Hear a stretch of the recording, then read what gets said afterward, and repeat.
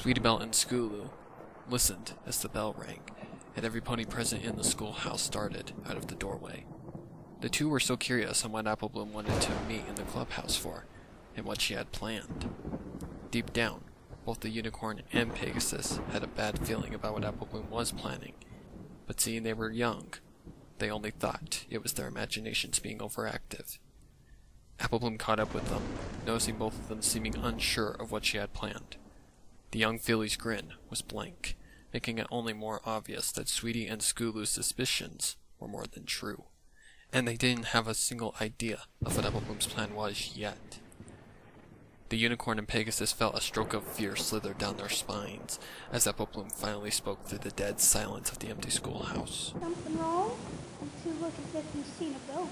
She asked in a cold voice. Sweetie Belle and Scootaloo had not noticed the change in their expressions, showing only fear and discomfort. It could have just been the weather, seeing the Pegasi had formed storm clouds and were preparing for a mild thunderstorm. They were hesitant to answer, shaking their heads in unison. We're fine, Applebloom, assured Scootaloo. Yeah, it's just the weather, added Sweetie Belle, her voice cracking. Applebloom expressed a smile, but not a happy smile, more a devious smile that seemed hazardous. Now let's get to the clubhouse before the storm starts. We need to talk about something important. Scootaloo and Sweetie Belle looked at each other with fear in their eyes as Applebloom started out the door of the schoolhouse. Applebloom noticed that Sweetie and Scootaloo had not joined her, and immediately she looked back at them. You two coming or what? She asked, startling the two fillies. Scootaloo and Sweetie Belle just swallowed and quickly caught up with Applebloom. The walk back to the clubhouse seemed like eternity for Sweetie Belle and Scootaloo, while for Applebloom, it seemed just like the same old 20-minute walk that they did every day when school ended. To avoid getting wet from the storm, the three fillies rushed up the stairs into the small clubhouse. Applebloom was the first one in, so she held the door for Scootaloo and Sweetie Belle, then shut the door to the clubhouse nice and tight. It was dark, so Applebloom switched on the lone light bulb that hung from the ceiling. It lightened the room mildly, so to provide some extra light, Sweetie Belle lit the tip of her horn with her magic. Even though the room was lit, a strange heaviness was still present, and only grew heavier as Applebloom stood high behind the Cutie Mark Crusader's podium. She pounded her hoof against the wooden surface of the podium, which Sweetie and Scootaloo mistaked for thunder. This meeting of the Cutie Mark Crusaders will officially begin. As both of you know, Diamond, Tiara, and Silverstein have been harassing us for some time. And if you ask me, it's time that they get a taste of their own medicine, announced Applebloom in a high voice. The strange heaviness grew heavier the more Applebloom spoke. Her voice echoed, rumbling the wooden floors of the clubhouse, causing Sweetie and Scootaloo to quiver. Her words were like poison, slowly infecting their eardrums and caressing their minds with thoughts that they'd never thought they'd consider. What are you proposing? asked Sweetie Belle in a shaky low voice. Well, as y'all know, they mock us for being blank ones. So what better way to teach them a lesson by removing them of what makes them different from us? Clarified Applebloom. Scootaloo and Sweetie Belle were shocked, yet confused at the same time. How could they possibly take a cutie mark, and the thought of taking a cutie mark from some pony, the one thing that made every pony unique in their own way? How could they possibly do such a thing? It was hard to swallow, but the urge grew, as Scootaloo thought back to the events of that day. The acts they did were cruel and unnecessary, all over the three of them being blank flanks. Let me ask, Applebloom, how do you plan to remove them of their cutie marks? Sweetie Belle isn't exactly a scholar in magic like Twilight, so she couldn't even do something like that. I'm aware, Steve. But who said anything about removing their cutie marks with magic? Stated Applebloom. Applebloom's words caused Sweetie Belle and Scootaloo's blood to run cold, knowing what was coming next. From under the wooden podium, Applebloom grabbed a large knife with a leather grip and placed it on the surface of the podium. This is how we'd remove those two of their cutie marks for good. Removing their cutie marks like this makes it impossible for them to ever get them back. We'd remove them, then dispose of them somewhere where they would be impossible to ever be recovered. She yelled, planting her hoof hard against the wooden surface of the podium. Scootaloo and Sweetie Belle were shocked that Apple Bloom would ever consider something so malevolent. Yet, they secretly were tempted. Diamond Tiara and Silver Spoon had done nothing but cruelty to not just the CMC, but others as well for no reason. And they had to be stopped. Scootaloo and Sweetie Belle nodded their heads in agreement. How do you plan to get them here? Come on, Scoots. We're the Cutie Mark Crusaders. I'm sure we can handle those two. Assured Apple Bloom. Point taken. What's every pony's role in this cutie mark removal thing? Replied Scootaloo. Well, Sweetie Belle is the sister of Ponyville's top fashion designer, so she's good with sewing and cutting. Therefore, Sweetie Belle will do the cutting. I can do things like assisting in handing Sweetie Belle things she needs, while you keep Diamond Tiara and Silver Spoon content during the entire thing, Scoots. Scootaloo nodded her head, along with Sweetie Belle. We'll bring them here and perform the removal of their cutie marks in the upper section of the clubhouse. Make sure to cover their eyes and mouths with something, and put something like earplugs in their ears so they don't recognize the voices. Sounds like a plan, but how do you plan to get them here, Apple Bloom? Think. Trick them into joining us for something like a tea party. Put something in their tea to knock them out. And then so on and so forth. Confirmed Apple Bloom. I like your style. When do we go after them? Replied Scootaloo. Tomorrow.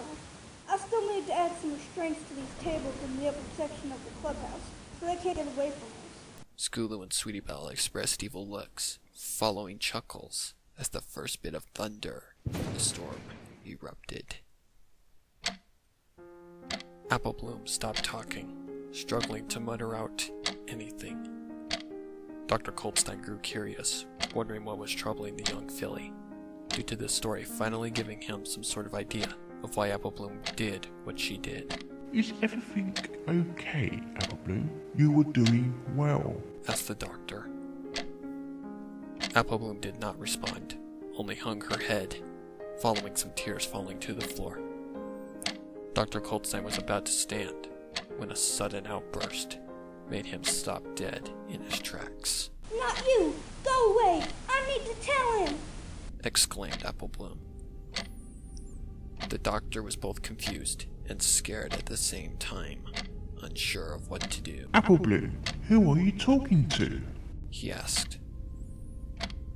Apple Bloom did not respond, only continued to shout at whatever she was speaking to. I'm sorry! Let me go, please! I need to tell him! I need to tell him what happened! The doctor had no idea what to do. Should he sedate her with some sort of syringe? Let her continue? Call a nurse? He stood up, not wanting to be in such a vulnerable position if she were to attempt any sort of attack. He scurried back to his desk, with his hoof close to the nurse button, if he needed to call one to sedate the filly. He listened carefully to Apple Bloom, the more she struggled against the invisible force she was speaking to. He decided to document this, so he switched on his recorder next to the nurse button and recorded everything Apple Bloom said, hoping to catch something. It wasn't me! It was you! You've been there since the day it all began! Go away! Leave me alone! I need to tell him what you did! What you did to my friends! What you did to me! To put me in this place! Apple Bloom let out a growl, but not a normal growl, more a demonic sounding growl. Dr. Coltstein could not believe what he was hearing, and immediately had a feeling of what was happening. Even though he wasn't a believer in things like demons or ghosts, he wasn't going to ignore the possibility of his suspicions though, despite his beliefs. He believed Apple Bloom was experiencing a possession. If so, how in the world did she get possessed? He needed more information to know if his suspicions were correct. Apple Bloom finally calmed down, looking at the doctor, standing behind his desk with a look of horror on his face. What happened? She asked. Dr. Coltstein was shocked. How could she not remember what happened only moments ago? He decided to lie, not wanting to frighten the filly any more than she already was. Let's just say you blacked out for a second, Apple Bloom. He lied. Why are you so frightened, Doctor? Do you want me to continue? She asked. Normally, he'd want a patient to continue a story, but he was too afraid that she might go into a dangerous state again. Coltstein shook his head as an answer to Applebloom's question and pointed his hoof toward the door, signaling Applebloom to leave. Applebloom looked at him with a confused look, then made her way out of the office, wondering what had Dr. Coltstein so shooken up. She'd soon find out. Once Applebloom was gone, Dr. Coltstein took a seat in his chair, wiping sweat from his brow. He didn't know what to think of what he had just saw, but he knew for sure it wasn't a dream. The recorder was still running, so he stopped it and attempted to listen to the audio that he had captured, but he was far too shaken up to even do so. He placed the recorder in a drawer and shut it tight. His face collapsed into his hooves, feeling uncertain about himself and his patient. His thoughts were interrupted as the office door opened and the young nurse Daisy entered the office. She took a seat in one of the open chairs, immediately noticing Dr. Coltstein's state. It was similar to the state that she had fallen into earlier that day, when Applebloom had startled her into a state of panic she could not explain. Are you okay, Doctor? She asked. The doctor's response was shaky as he raised his head from his hooves. I'm just frightened, seeing I just experienced something beyond anything I've ever seen before. He replied. Nurse Daisy believed every bit of what Dr. Coltstein was speaking, seeing she too had been impacted by Applebloom's behavior.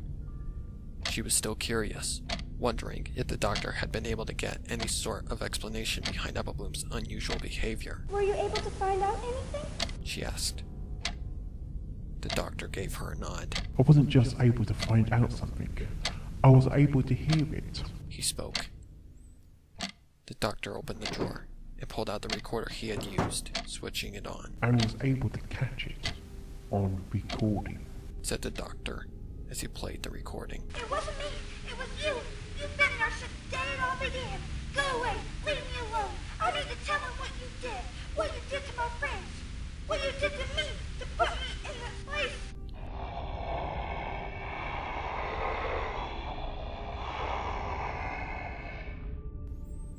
The recording made the nurse shake as she listened closely. The sound of Applebloom's voice was not her normal voice, and only made it more obvious with the demonic growl at the end. As the recording continued to play, both of them listened more closely, hearing something else within the recording. It was a strange sound, unlike anything the two had ever heard. The sound was too distorted on the small recorder, so both of them stopped the recording. Did you hear that? Asked the nurse. Very faint, but yes, I heard something else. He replied. What do you think it was? She asked. I'm not sure, but I know it wasn't anything of pony nature. Do you suppose it could have been interference? The doctor gave her a look that spelled out his answer. If it wasn't any sort of interference or something of pony nature, then what had he caught in that recording? It was clear he wasn't going to get answers in this facility, so he knew he'd have to take it somewhere where the recording could be altered. He grabbed the recorder, sticking it into his pocket. Tell the staff that I'll be out for a while, Miss Daisy. He said. Where are you going, Doctor? She asked. He raised his chin and stood up from his chair. I'm going to get answers. In the meantime, I want you to keep a close eye on Applebloom's behavior. It could give me some more clues on what I am dealing with. Of course, Doctor. She agreed. The doctor knew that his best option was the Kerala police station, so he caught the first pony cab that he could catch and traveled to the small building. Once he was at his destination, he paid the pony cab trotter 7 bits for his services, then made his way into the station, where he was immediately recognized by the desk pony. Didn't expect to see you here so early, Coltstein. Spoke the desk pony. I'm here on business, Claswell. I need your best ponies for this job. It benefits the Unmarked case file. He replied. Cadwell gave Coltstein a strange look, noticing the doctor reach into his pocket. He presented the recorder, already playing the audio. Cadwell didn't question the doctor any further, and called for the chief of the police force, Sheriff Huffman. What sort of mess have you gotten yourself into? Asked Cadwell. I'm not sure yet. All I know is that I got a trouble feeling with a disturbing past. The recording is what finally gave me an idea of what I'm up against," replied Coltstein. Sounds like interference to me, but I'm not the head in this case, so I'll keep to myself. The doctor gave Cadwell a nod as Sheriff Hoofman walked out of his office and directed him to come to the office. He wasted no time and made his way into the office, taking a seat. "How goes your progress in the case, Coltstein?" asked the sheriff. "It's working slowly. Seeing Apple Bloom isn't an easy subject to break. I managed to get bits and pieces out of her, but the best information I got is right here," replied the doctor. Coltstein presented the recorder, sliding it across the table. "What is this?" questioned the sheriff. "Hit the play button and listen. You have your answer, Sheriff." The sheriff raised one eyebrow in confusion, but it didn't take long for him to figure out what the doctor meant. The recording, clearly, was enough to clarify what Coltstein meant. "What in Equestria's name was that?" exclaimed the sheriff. "That's what I was wondering, Sheriff. I need your best audio debunkers to debunk what is causing that sound," he replied. The sheriff took a close look at the recorder, then looked back at the doctor. "What if it's just interference?" claimed the sheriff. The doctor shook his head. "Not possible. The facility has a grid around it that prevents any sort of negative feedback, so that's not an option," he concluded. The sheriff expressed a look of confusion, trying to think of any other possible options. The doctor knew what the sheriff was doing, so he cut straight to his suspicions. "This is going to sound impossible to you, but what I believe what you're hearing is something like a demon," claimed the doctor. The sheriff responded in a burst of laughter, which did not surprise Coltstein one bit. "You seriously think that's the case?" said the sheriff, continuing to laugh. Coltstein rolled his eyes, then planted his hoof down on the desk, hard. "You cannot count it out, Sheriff. You wanted me to try and figure out why that filly killed her friends, so I need to consider every option possible," he snapped. The sheriff retracted a little, now knowing that the doctor was not kidding around. "All right then, I'll get my best officer on the job. Claimed the sheriff. For now, I need you to calm down and get back to the case." The doctor gave the sheriff a strict look. "Don't tell me how to do my job," he concluded, storming out of the office. While the Canterlot police debunked the recording, the doctor decided to settle down for a while, stopping at the closest coffee shop for a cup. Coffee was the doctor's brain juice, and usually his top option if he hit a brick wall in a case, which he had. At the counter, he inhaled the sweet smell of fresh brewed coffee as a young mare assisted him. "What can I get you, sir?" "Regular brew, please. And make it a large," assured the doctor. The mare nodded her head as the doctor wondered more about the case with Applebloom. When he was first called on the case, all that was known was that Applebloom had been found with blood on her hooves and was clearly caught a killer. The doctor didn't believe that some pony like Applebloom could ever become what she had become. That was, unless there was some sort of thing that caused her to do it. His mind suddenly spiked as his coffee was presented to him.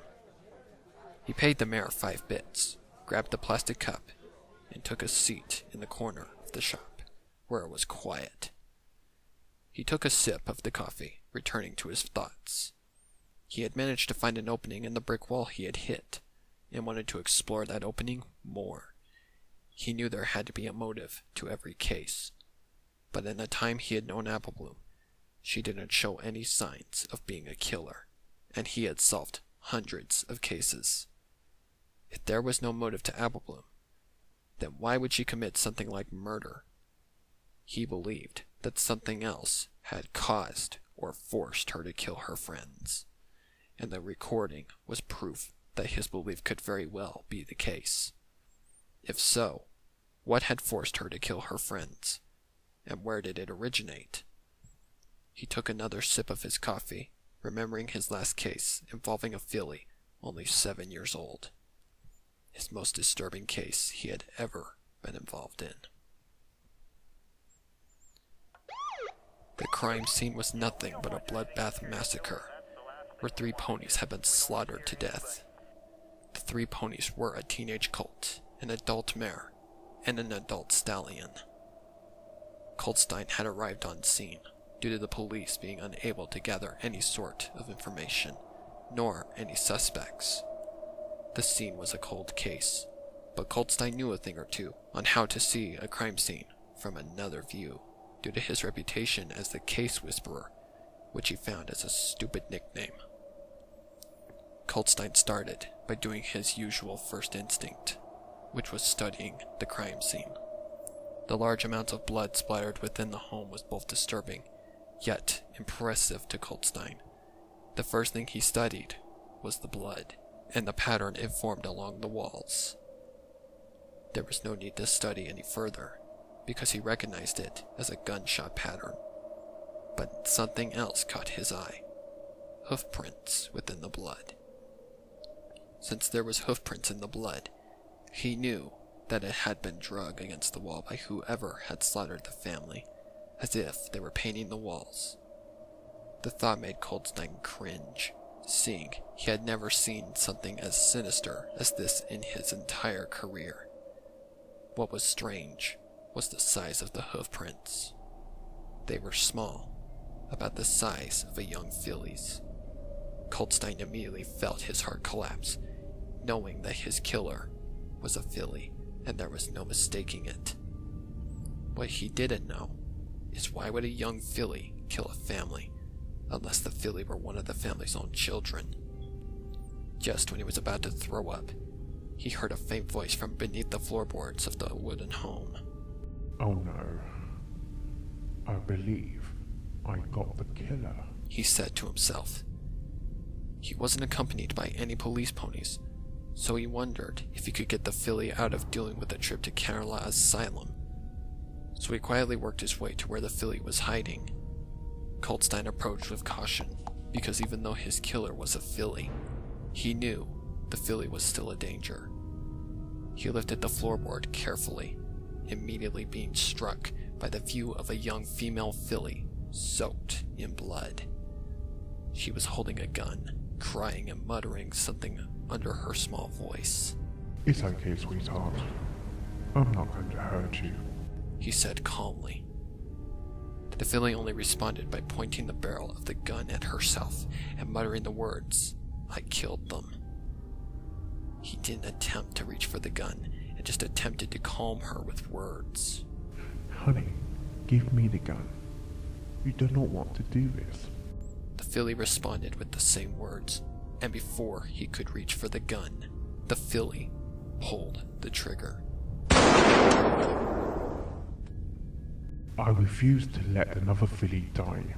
Applebloom, what caused you to do this? He said, taking down the last bits of his coffee. His coffee was gone, meaning his break was over, and it was time to get back to the case.